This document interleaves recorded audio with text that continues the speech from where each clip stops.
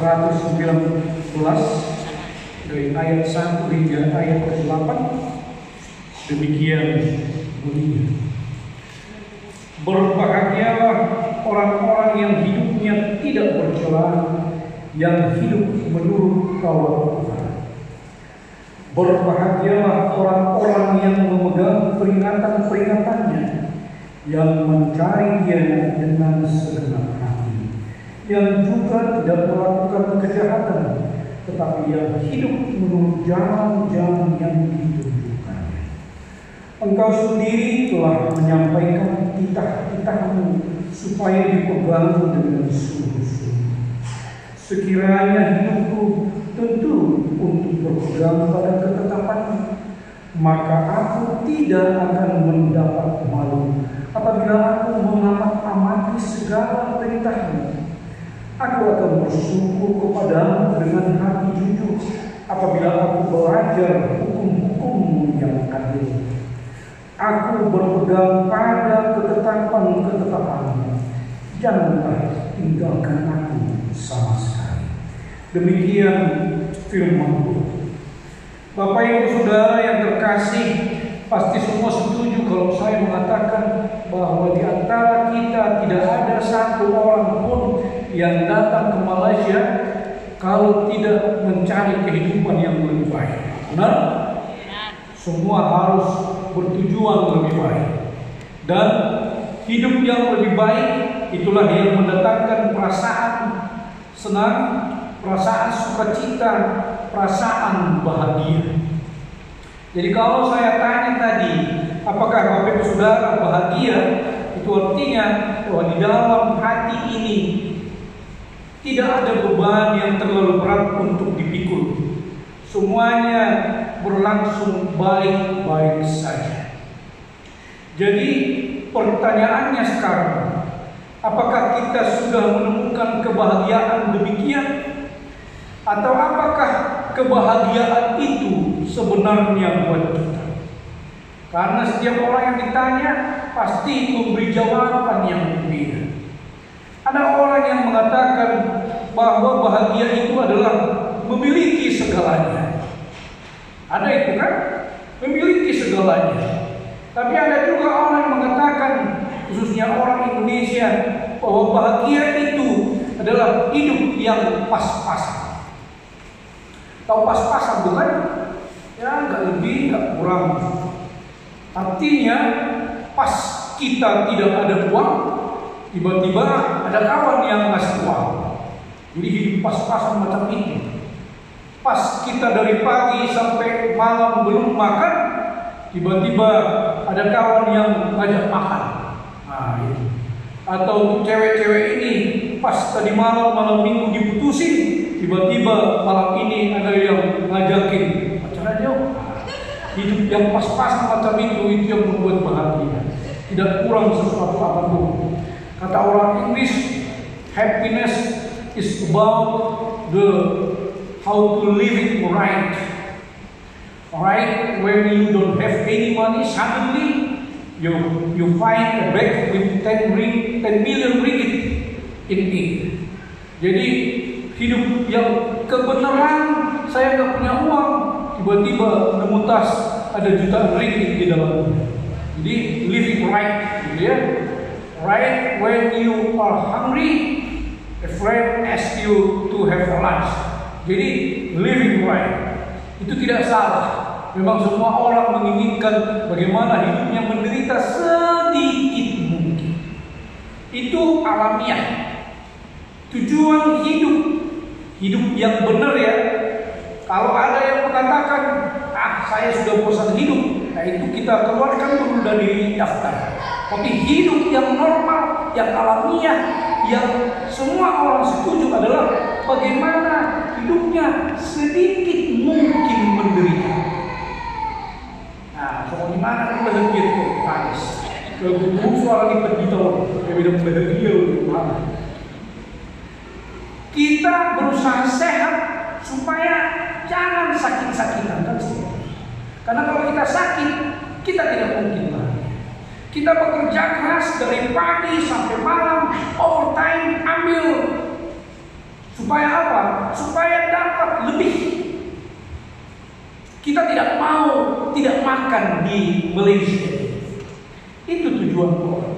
Maka ada seorang, Bapak Saudara, ada seorang ahli filosofi filsafat orang Yunani namanya Aristoteles, mengatakan bahwa setidaknya dalam hidup manusia ini ada 3 bentuk kebahagiaan.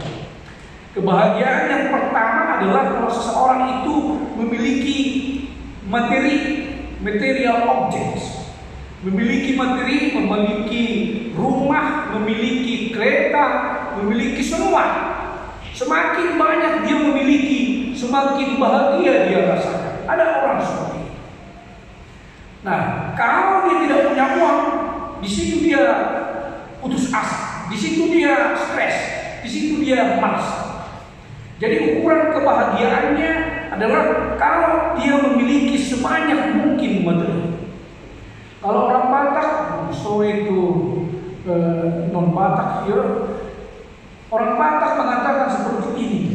Kalau dia lapar kayak jam-jam seperti ini, tiba-tiba diajak makan enak gitu ya, dan kenyang, kita bilang apa?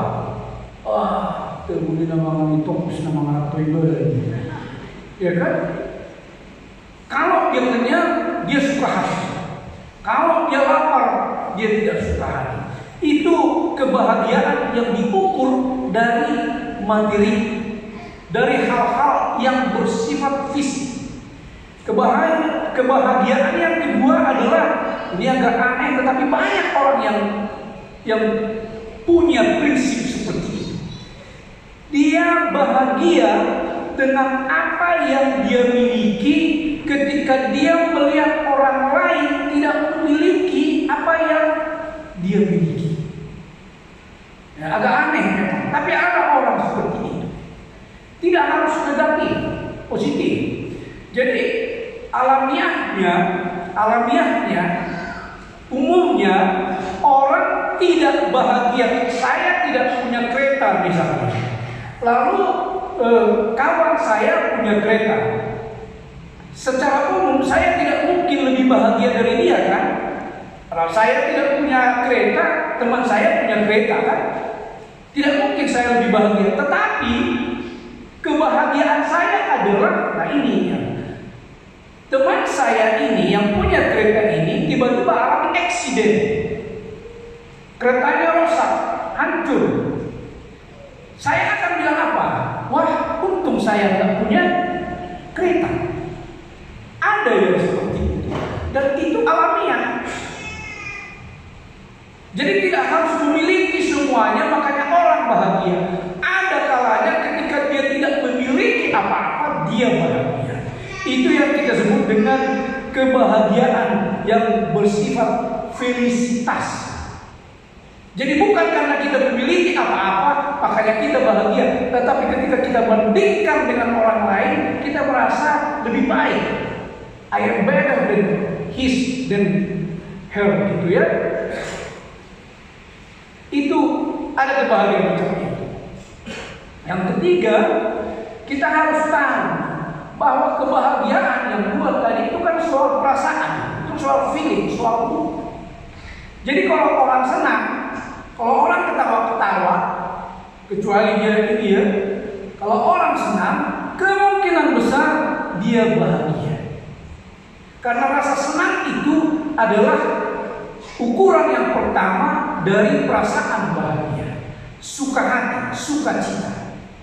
Kalau bahasa Batak itu lasmiroha, itu gembira. Tetapi bahagia namanya mertua. Ya, ada nama mertua di sini. Kalau ada nama mertua, dia harus bahagia tiap hari. Happiness itu mertua. Tetapi kalau suka hati itu namanya joy. Nah, orang yang memiliki joy kemungkinan bahagia. Tetapi orang yang mertua pasti punya lasmiroha. Nah, persoalannya itu hanya soal bagaimana kita menilai, mengukur sesuatu. Itu yang saya bilang tadi. Kita bisa merasa bahagia kalau kita punya kereta, tetapi kita bisa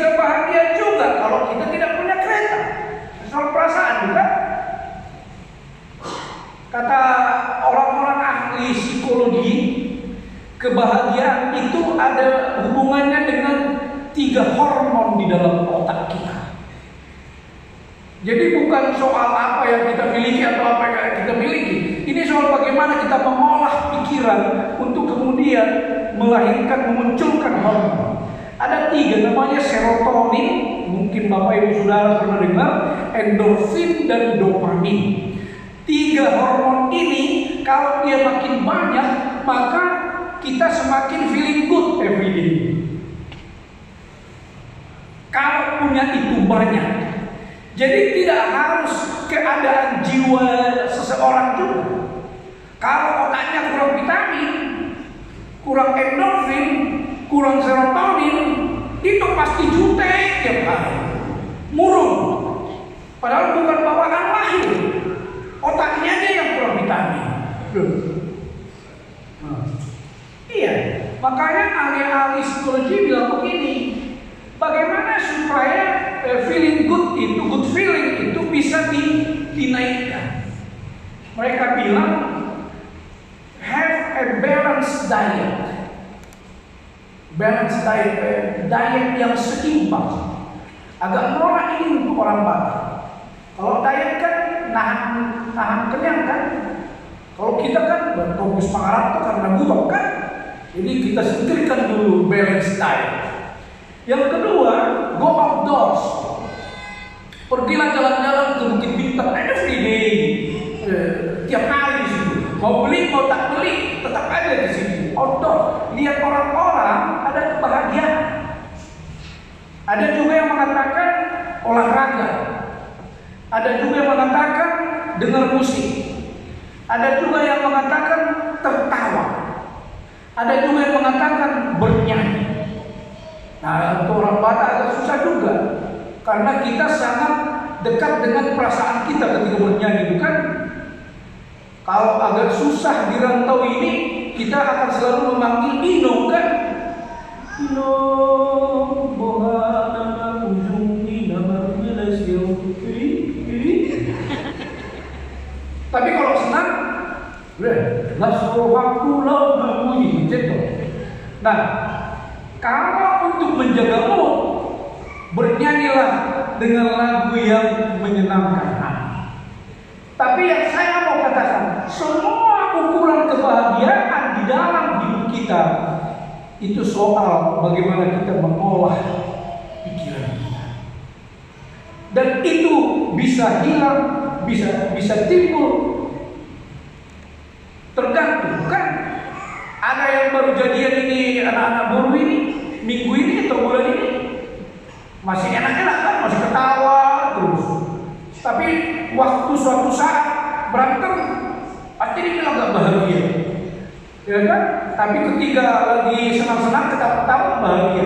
Nah, kebahagiaan yang macam itu yang itu yang itu. Maka kita kadang-kadang menangis, kadang-kadang tertawa.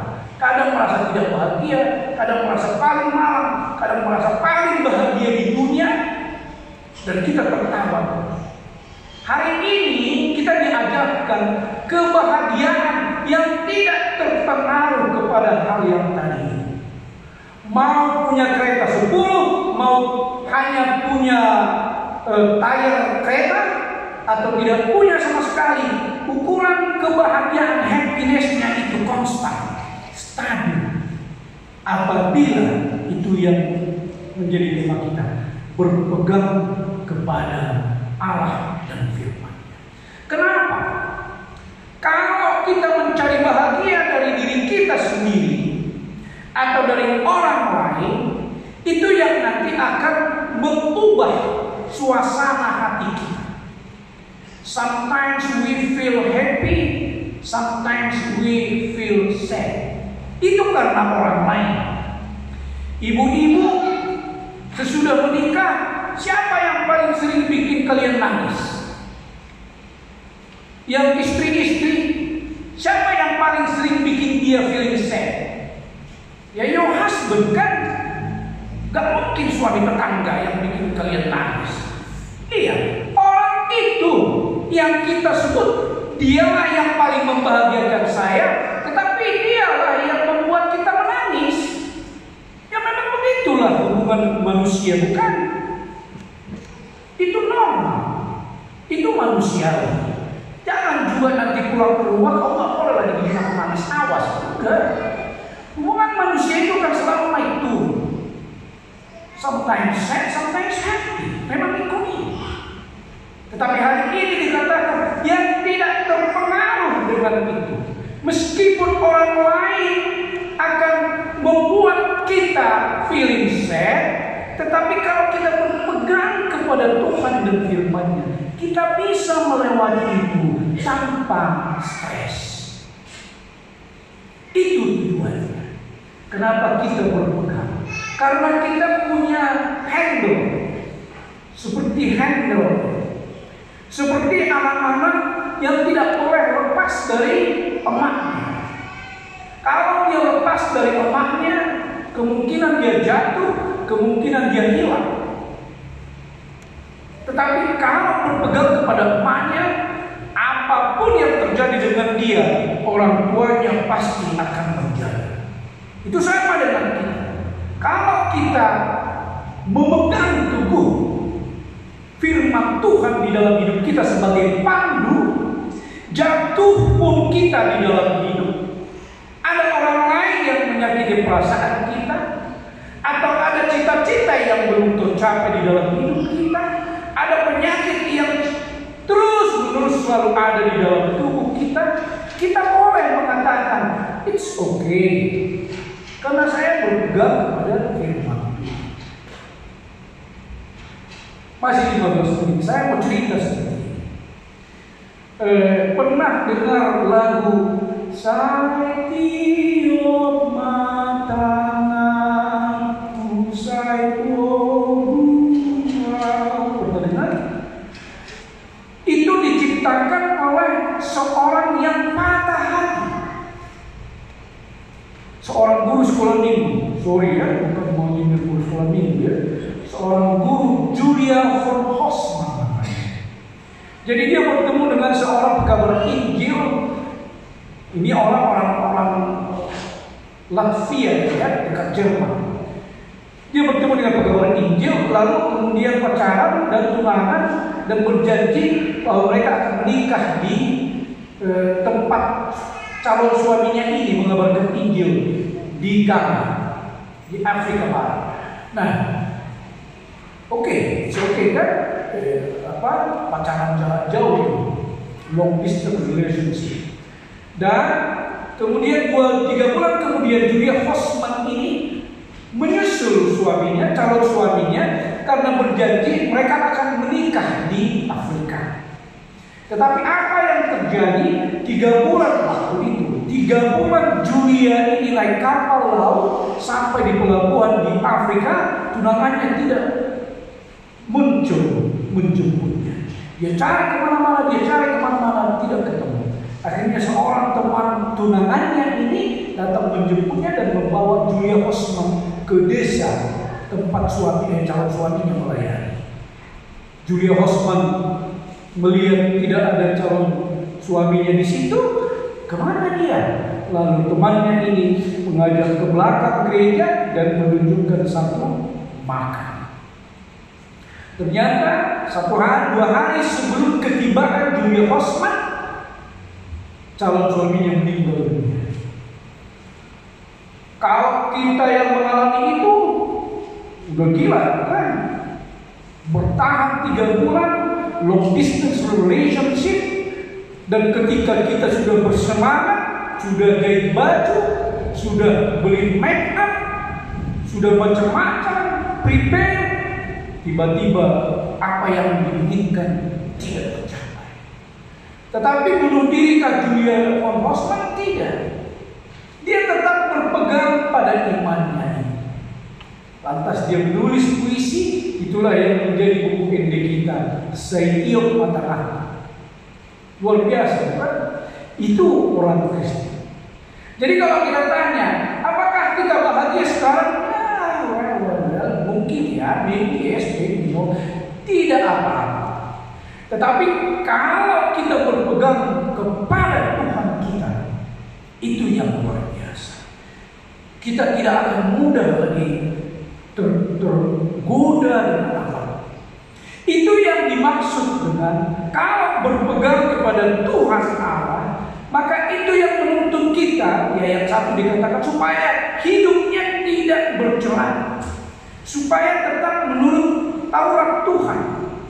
Ya ayat 2 dikatakan orang yang berpegang kepada Tuhan adalah orang yang memegang peringatannya dan mau mencari Dia dengan segenap hati. Dan di ayat 3 dikatakan orang yang berpegang kepada firman Tuhan adalah orang yang tidak melakukan kejahatan, tetapi hidup menurut jalan yang ditunjukkan Tuhan. Jadi dengan semua ini yang harus kita lakukan di dalam hidup. Itu yang membuat kita jauh dari segala persoalan. Sebab orang yang selalu menggantungkan diri kepada harus punya itu, harus punya ini, itu yang kemungkinan tergoda untuk melakukan hal-hal yang tidak baik. Hal-hal yang tidak baik. Bapak Ibu Saudara, kalau kita pergi ke penjara dan kita bertanya kepada orang yang di penjara itu, di lokap itu, kepada seorang pencuri misalnya, kenapa kamu mencuri? Pasti alasannya karena kebutuhan, bukan? Pasti karena kebutuhan. Selalu ada alasan orang, alasan yang baik, ini luar biasa. Selalu ada alasan yang baik yang bisa diterima akal. Kenapa orang seseorang itu melakukan kejahatan? Iya. Tetapi itulah godaan. Bisa saja kita lapar dan kita melakukan kejahatan. Di tempat kerja, dimanapun, bisa saja kita tergoda. Tetapi kalau kita tetap berpegang kepada Tuhan dan titahnya, firman-Nya, Tauratnya, kita kan sudah tahu apa yang Tuhan inginkan di dalam hidup. Kita tidak usah ulang di sini. Mungkin kita tidak akan menjadi kaya raya sekaya Sultan Selangor begitu ya. Kita mungkin tidak punya berunit-unit kondominium. Tetapi menjalani semua hidup itu, apapun yang terjadi, kita bisa tetap optimis bahwa apapun yang saya alami sekarang, Tuhan tahu apa yang saya perlukan. Itu orang yang berpegang kepada Tuhan. Sebab kalau tidak, itu yang dikatakan di ayat 6 itu, orang yang tidak berpegang kepada Taurat Tuhan, dia akan mendapat malu. Malu ini bukan karena ketangkap bohong gitu ya, ketangkap dusta lalu dia malu, bukan karena ketangkap pasal, tetapi malu itu dalam pengertian Alkitab itu seperti Adam dan Eva dan Hawa yang setelah memakan buah terlarang itu ketahuan oleh Tuhan, lalu mereka kemudian menyadari mereka telanjang gitu ya. Lalu mereka malu. Nah, rasa malu dalam Alkitab itu seperti tidak berpakaian sama sekali. Jadi bukan perasaan, tetapi malu semalu-malunya itu dalam Alkitab. Bayangkan, sama seperti kalau kita ada yang berani gitu ya, buka semua pakaian, maaf, lalu berdiri di Little India itu. Saya yakin 100% hanya dalam tempo 10 detik Anda akan dipukuli sampai habis. Kalau dan udah, itu rasa malu yang tidak terbayangkan hinanya bisa terjadi kepada orang yang tidak berpegang kepada firman. Kalau hanya dimarahi itu bukan malu namanya. Kalau hanya distorsi itu bukan malu namanya. Tapi perbandingannya itu ketika kita jalan ke satu tempat yang ramai tanpa pakaian sama sekali. Luar biasa rasa malu yang digambarkan di sini. Tetapi itu tidak akan pernah terjadi apabila sedari awal hidup kita selalu berpegang kepada Tuhan. Itu yang saya katakan tadi, seperti anak yang selalu berpegang teguh kepada emaknya, memegang tangan emaknya. Itu yang di ayat 8 dikatakan, aku akan berpegang pada ketetapanmu, janganlah tinggalkan aku sama sekali.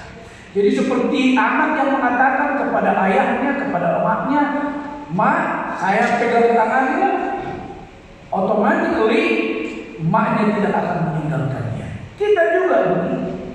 Caranya bagaimana? Jangan terlalu tergoda dengan apa yang tidak kita miliki. Soal kita yang terbesar adalah kita selalu terobsesi dengan hal yang susah untuk kita miliki. Kita tidak menerima keadaan kita yang sekarang sebagai rencana Tuhan di dalam hidup. Maunya kita begini, maunya kita begitu. Yang manusiawikah itu iya, tetapi tidak rohaniah. It's humanly but not spiritually. Yang spiritual itu adalah kita terima dulu semua keadaan kita yang sekarang, dengan semua kelemahan kita, dengan semua berkat yang kita miliki, dengan semua kelebihan kita.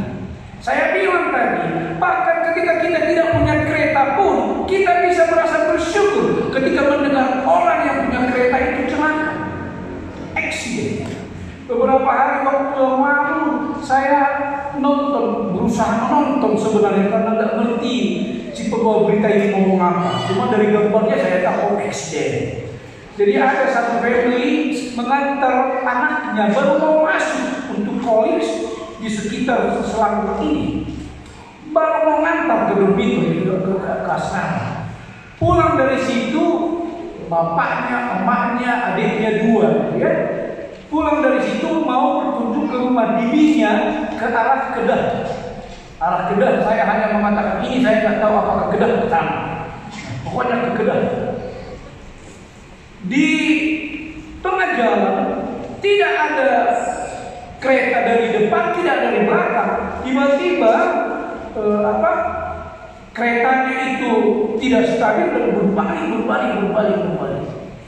Emaknya dan bapaknya meninggal di sini. Lalu dua adiknya tadi itu luka truk, luka parah. Apakah dia mensyukuri punya kereta? Apakah dia merasa bahagia punya kereta? Pasti tidak. Nah, itu kebahagiaan orang yang tidak punya kereta. Kalau kita tidak punya kereta, kita tidak bakal mengalami itu, bukan? Jadi kenapa tidak mensyukuri apa yang kita miliki sekarang? Dan tetap berpegang teguh, jangan tergoda untuk melakukan apa yang bisa membuat kita berdosa. Yang penting adalah kita tetap mensyukuri. Sebab itu yang di ayat 8 dikatakan, ayat 7 dikatakan, aku bersyukur kepadamu dengan hati jujur, dengan hati yang jujur. Kita memang mengucapkan terima kasih, bukan kata terpaksa, tapi kita menghayati bahwa saya yang sekarang adalah atas kehendak Tuhan, dan oleh karena itu saya tidak akan meninggalkan Tuhan, kebenarannya dan ketetapannya. Itu juga yang menjadi pesan bagi saudara kami yang akan menyaksikan iman, bahwa menyaksikan iman bukan hanya prosedur gereja, tetapi mengajak saudara untuk semakin meyakini bahwa tidak ada yang bisa kita lakukan di dalam hidup ini tanpa penyertaan Tuhan. Tuhan Yesus mengatakan di dalam Matius 5 ayat 3 dan 4, berbahagialah orang yang miskin karena mereka yang mempunyai kerajaan surga. Berbahagialah orang yang berduka cita karena mereka akan hidup. So, terima diri apa adanya dan syukuri itu sambil tetap mengatakan, saya akan tetap mengikuti kebenaran Tuhan. Selamat menjalani kehidupan, selamat bekerja, selamat berbisnis. Semoga Tuhan menyertai kita semua. Amin. Mari kita berdoa. Kami berterima kasih ya Tuhan untuk firman-Mu yang mengajar kami untuk selalu berpegang teguh kepada-Mu. Walaupun di dalam hidup kami kadang-kadang kami tergoda oleh dunia ini, sehingga kami seringkali melakukan hal-hal yang tidak berkenan bagi-Mu. Ampuni kami ya Tuhan, dan kiranya Engkaulah yang menyempurnakan kehidupan kami, supaya kami semakin kuat dan semakin berani untuk memegang tangan-Mu di dalam menjalani hidup kami. Di dalam nama anak-Mu Tuhan Yesus Kristus, Hiburkanlah setiap dari kami yang berduka cita, yang memiliki banyak persoalan, yang sedang bergumul. Hiburkanlah mereka dan sertai mereka, dan yakinkan mereka bahwa melewati hal-hal itu semua Engkau tetap menyertainya. Kami juga bersyukur untuk semua yang kami peroleh di dalam kehidupan. Sedikit dan banyak itu adalah karunia-Mu, dan kami ya Tuhan akan menyerahkan itu sebagai persembahan kami kepadamu. Kiranya Engkau mendengar persembahan kami dan melihat persembahan kami, supaya kami Engkau siapkan untuk menerima berkat yang lebih banyak lagi di waktu yang akan datang. Ampuni kami akan segala dosa kami ya Tuhan, di dalam nama Anak-Mu dan Roh-Mu yang kudus. Amin. Bapak Ibu Saudara, mari kita memuji Tuhan.